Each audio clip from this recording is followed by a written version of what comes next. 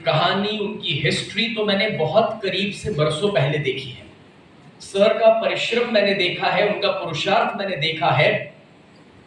दोस्तों, आपको हैरानी होगी जान करके कि जब पहली बार मैं सर से मिला था और तब उनके जो सपने थे, जो विजन था, जो वो रिस्क टेकिंग एबिलिटी उनके अंदर है, और जब उन्होंने ये सब कुछ बरसों की उनकी मेहनत का निचोड़ इकट्ठा करके ईब ऑडिटोरियम को शुरू किया, तो उन्होंने एक छोटी सी चीज को मेरे साथ शेयर किया। और मुझे लगता है ये छोटी सी चीज है ना, दुनिया के बहुत कम बिजनेसेस के अंदर पाई जाती है, और वो इतनी छोटी सी चीज है।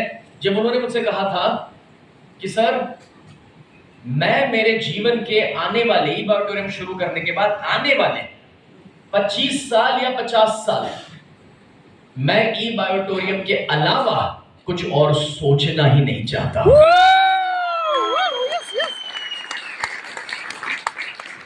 दूसरी बात उन्होंने मुझे बताई कि मैं ये जो बिजनेस क्रिएट किया हूं, उस बिजनेस में मेरा एक ही उद्देश्य है कि कैसे मैं ज्यादा से ज्यादा लोगों को कुछ ना कुछ बांट सकूं, मेरे बिजनेस का हिस्सा शेयर कर सकूं। और अब आप जानते हैं, मुझे ये बताने की जरूरत नहीं है कि जिस तरह से यहां पर जो सॉफ्टवेयर डिजाइन हुआ है, जो बिजनेस मॉडल डिजाइन हुआ है, और जितने टाइम के अंदर पे आउट जा रहा है, आज दिन तक इंडिया तो क्या पूरी दुनिया में कहीं पर नहीं है।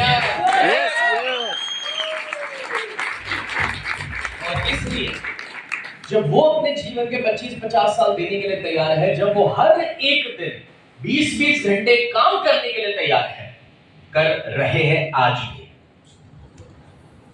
क्योंकि वो शिकायत भी मेरे पास ही आती है, सर भाभी जी मुझी को कहती है।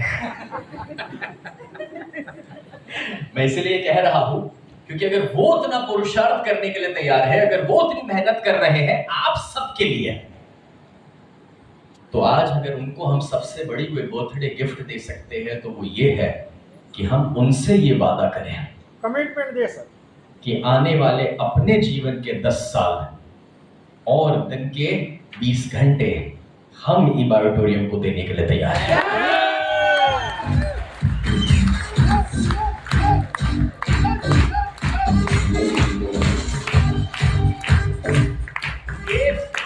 ये आपकी तालियां, आपका कमिटमेंट है। मैं ये मान लेता हूं कि आपका ये वादा है जो आप कर रहे हैं। साथ ही साथ हम जानते हैं कि जब कुछ वक्त पहले पेंडेमिक, एक महामारी का हमने सामना किया, तो वो तो जा चुकी है, लेकिन आपको पता है अभी भी एक और महामारी का हम शिकार हैं।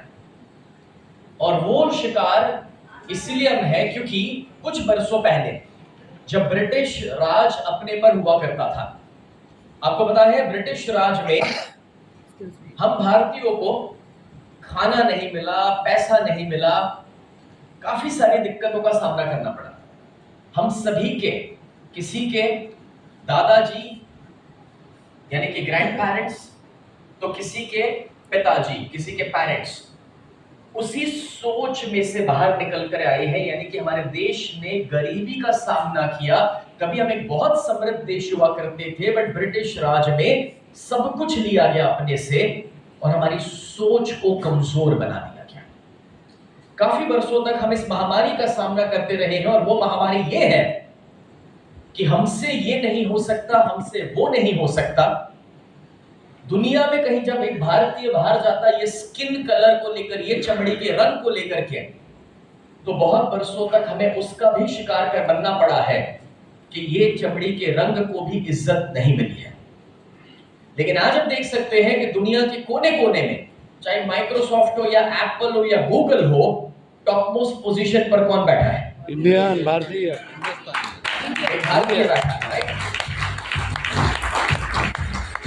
और अगर उस देश को, जिसे हम यूएस कहते हैं, अमेरिका कहते हैं, उसकी आजादी को पता है कितने साल हुए? 1776 में वो देश आजाद हुआ था। गिनो कितने साल हुए अप्रोक्सीमेटली, मेरे को गिन के बताओ कितने साल हुए, कितने हुए? 1876 में 100 हुए, 1900 कितने हुए? 250 साल हुए। बढ़िया, 250 साल में वो नंबर 1 इकोनॉमी बनी है दुनिया की, आजादी के 250 साल के बाद। हमें आजादी के कितने साल हुए? 77 75 76 के आसपास, मे बी 77, जो भी है। मजेदार बात ये देखो कि अभी हम कौन सी इकोनॉमी में है दुनिया में, बताएं? 5 number we are the 4th position. अपने से आगे 3 देश है, राइट? गिने चुने 3 देश, जिसमें टॉप पर अमेरिका है।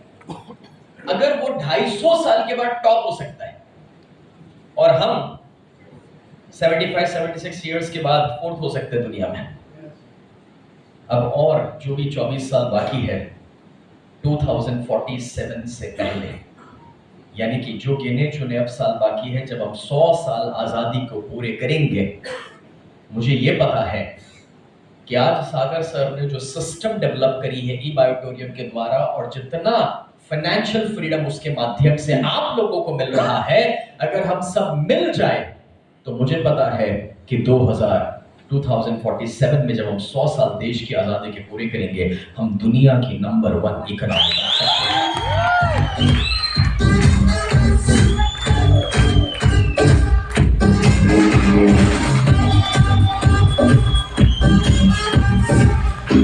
Let's get it, and Dwayne, that's it, thank you. और इसलिए मैं आपको एक चीज बताना चाहता हूं, कि अगर आपको लगता है कि आप ई बायोटोरियम का बिजनेस,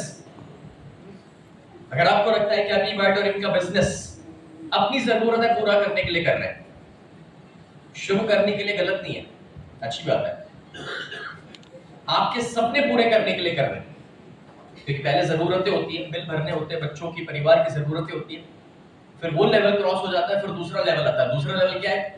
अपने सपने पूरे करने, गाड़ी खरीदनी है, घर बनाना है ना? कितने लोगों के